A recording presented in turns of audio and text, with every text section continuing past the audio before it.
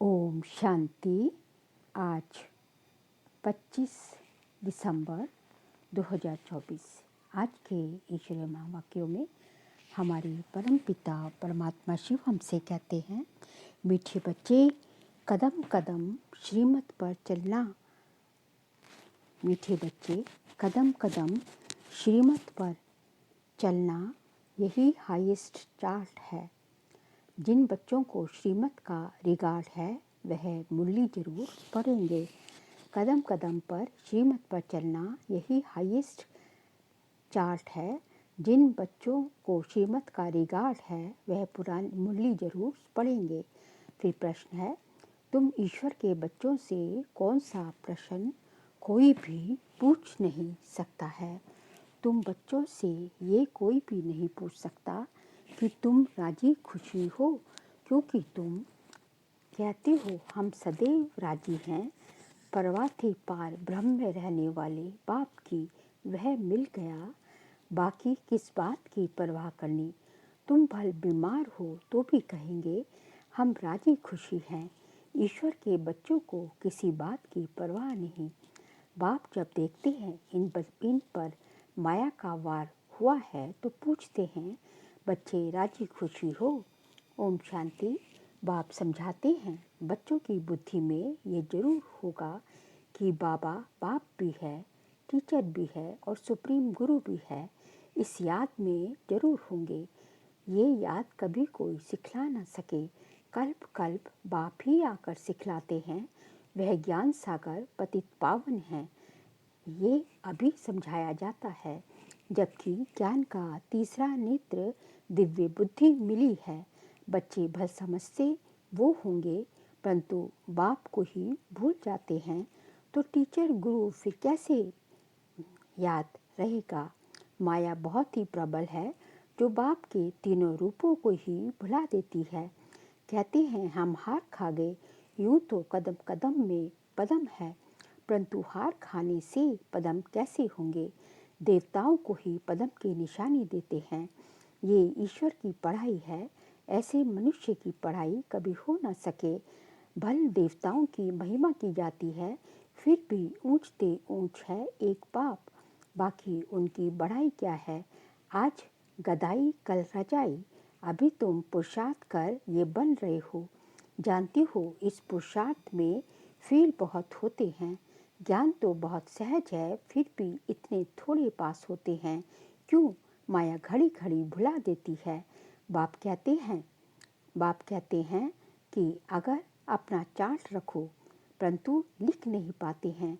कहाँ तक बैठे लिखें। अगर लिखते भी हैं तो कभी अप कभी डाउन।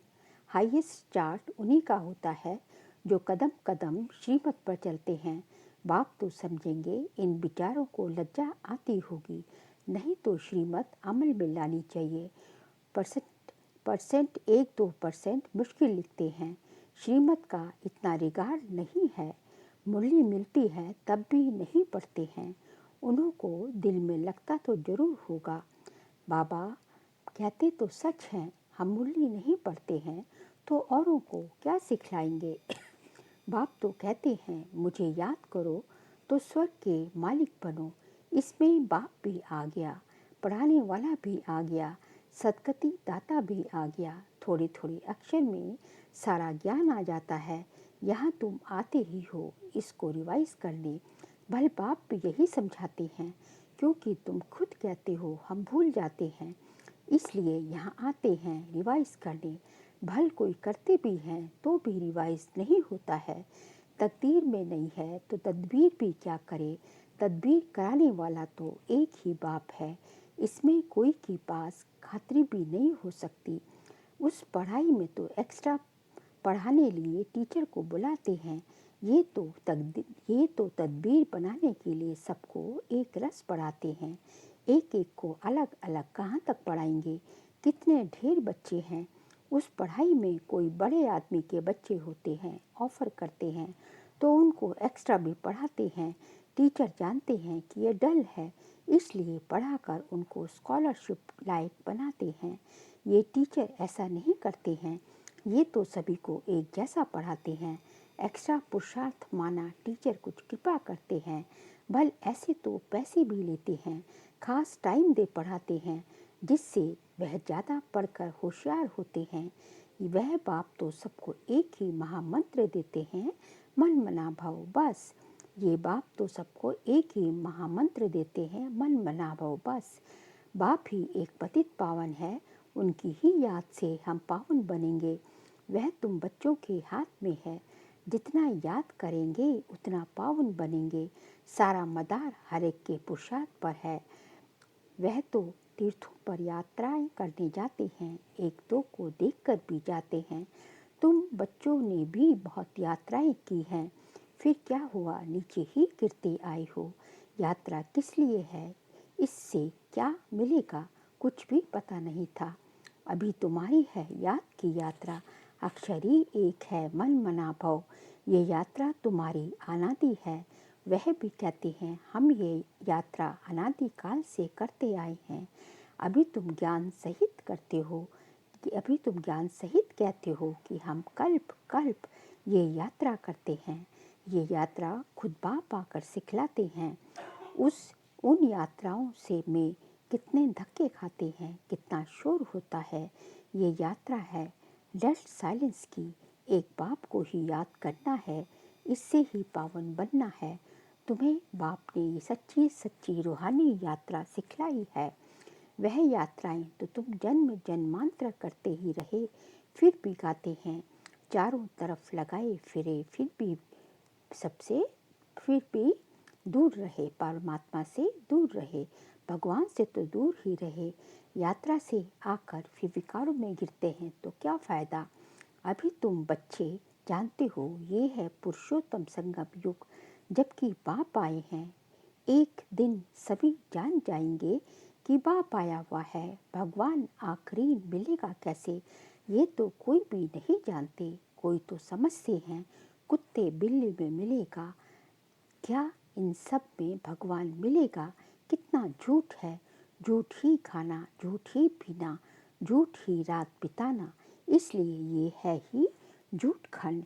सचखंड स्वर्ग को कहा जाता है। भारत ही स्वर्ग था, स्वर्ग में सब भारतवासी थे। आज वही भारतवासी नर्क में है। ये तो तुम मीठे मीठे बच्चे जानते हो। हम बाप से श्रीमत लेकर भारत को फिर से स्वर्ग बना रहे हैं। उस समय भारत में और कोई होता ही नहीं, सारा विश्व पवित्र बन जाता है। अभी तो कितने ढेर के ढेर धर्म है। बाप सारे झाड़ की नॉलेज सुनाते हैं, तुम्हें फिर से स्मृति दिलाते हैं। तुम सो देवता थे, फिर वैश्य शूद्र बने, अभी तुम ब्राह्मण बने हो। ये अक्षर अभी कभी कोई सन्यासी उदासी विद्वान द्वारा सुने हैं। ये हम सो का अर्थ बाप कितना सहज करके सुनाते हैं। हम सो माना मैं आत्मा, हम आत्मा, ऐसे ऐसे चक्र लगाते हैं। वह तो कह देते हम आत्मा सो परमात्मा, परमात्मा सो हम आत्मा, एक भी नहीं। जिसको हम सो के अर्थ को पता हो, अर्थ का पता हो। बाप कहते हैं ये जो हम सो का मंत्र है सदा बुद्धि में याद रहना चाहिए, नहीं तो चक्रवर्ती राजा कैसे बनेंगे। ये वह तो 84 का अर्थ भी नहीं समझते हैं। भारत का ही उत्थान और पतन गाया हुआ है। सतो प्रधान, सतो रजो तमो, सूर्यवंशी चंद्रवंशी। अभी तुम बच्चों को सब कुछ मालूम पड़ गया है। एक बाप बीज रूप को ही ज्ञान का सागर कहा जाता है। वह इस सृष्टि चक्र में नहीं आते हैं। ऐसे नहीं कि हम आत्मा सो परमात्मा बन जाते हैं, नहीं। बाप आप समान नॉलेजफुल बनाते हैं, आप समान गॉड नहीं बनाते। इन बातों को अच्छी रीति समझना चाहिए, तभी बुद्धि में चक्र चल सकता है। तुम बुद्धि में समझ सकते हो हम कैसे 84 के चक्र में आते हैं। इसमें इसमें समय इतने समय वर्ण वंशावली इसमें समय वर्ण वंशावली सब आ जाते हैं। इस नॉलेज से ही ऊंचे ते ऊंच बनते हैं। नॉलेज होगी तो औरों को भी देंगे। उन स्कूलों में जब इम्तहान होता है तो पेपर आदि भराते हैं। पेपर विलायत से लाते हैं। जो विलायत में पढ़ते होंगे उनमें भी कोई बड़ा एजुकेशन मिनिस्टर होगा तो जांच करते होंगे। यहाँ तुम्हारे पेपर्स की कौन जांच करेगा? तुम खुद ही करेंगे। खुद जो चाहिए सो बनो, पढ़कर जो पद बाप से चाहो वह ले लो। जितना बाप को याद करेंगे, दूसरों की सर्विस करेंगे, उतना ही फल मिलेगा। उन्हें सर्विस करने की फिक्र रहेगी कि राजधानी स्थापन हो रही है तो प्रजा भी तो चाहिए ना। वहाँ वजीर आदि की दरकार नहीं रहती। यहाँ तो जब अकल कम होता है तब वजीर की दरकार होती है। यहाँ बाप के पास भी राय लेने आते हैं। बाबा पैसा है क्या करें, धंधा कैसे करें? बाप कहते हैं ये दुनिया के धंधे आदि की बात यहाँ नहीं लाओ। हाँ, कोई दिल शिकस्त हो जाए तो थोड़ा बहुत आश्रित देने के लिए थोड़ा बहुत आथत देने के लिए बता देते हैं। लेकिन ये मेरा कोई धंधा नहीं है। मेरा धंधा है तुम्हें पतित से पावन बनाकर विश्व का मालिक बनाने का। तुमको बाप से श्रीमत सदा लेती रहनी है। अभी तो सभी की है आसुरी मत। वहाँ तो सुखधाम है। वहाँ कभी कोई ऐसे नहीं पूछेंगे कि राजी खुशी हो, तबीयत ठीक है। ये अक्षर यहाँ ही पूछा जाता है, वहाँ ये अक्षर होता ही नहीं। दुखधाम के कोई अक्षर ही नहीं। परंतु बाप जानते हैं बच्चों में माया की प्रवेशता होने के कारण बाप पूछ सकते हैं कि ठीक ठाक राजी खुशी हो। मनुष्य यहाँ के अक्षर को तो समझ ना सके। कोई मनुष्य पूछे तो कह सकते हो कि हम ईश्वर के बच्चे हैं, हमसे क्या खुश खराफत पूछते हो? परवाह थी पार ब्रह्म में रहने वाले बाप की, अब वह मिल गया, अब क्या परवाह? ये हमेशा याद रहना चाहिए। हम किसके बच्चे हैं ये भी बुद्धि में ज्ञान है। जब हम पावन बन जाएंगे फिर लड़ाई शुरू होगी। तुमसे पूछेंगे जरूर, तुम कहेंगे हम तो सदैव राजी हैं। बीमार भी हो तो भी राजी हो। बाबा की याद में हो तो स्वर्ग में भी यहाँ ज़्यादा राजी हो। बाबा की याद में हो तो स्वर्ग से भी ज़्यादा यहाँ राजी हो। जबकि स्वर्ग की बादशाही देने वाला बाप मिला है। हमको कितना लायक बनाते हैं, फिर हमको क्या परवाह है? ईश्वर के बच्चों को किस चीज़ की परवाह? वहाँ देवताओं को भी परवाह नहीं। देवताओं के ऊपर है ईश्वर, तो ईश्वर के बच्चों को क्या परवाह हो सकती है?